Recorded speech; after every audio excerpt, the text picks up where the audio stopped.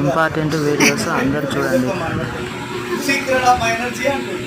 మనం కూడా రెండు డబ్బాలు తీసుకుంటున్నాం, రెండు ఇద్దరు పిల్లలు ఉన్నారని రోజు ఆయన కన్నా ఇంకొక చెప్పిన కలుపుదాం. కానీ ఎప్పుడు చూసినా మా వాడు సింగిలే కొట్టాడు.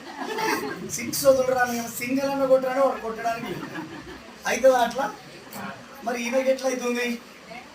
ఈ 20% అకౌంట్ లో పోతుంది కాబట్టి ఎనర్జీ వస్తుంది.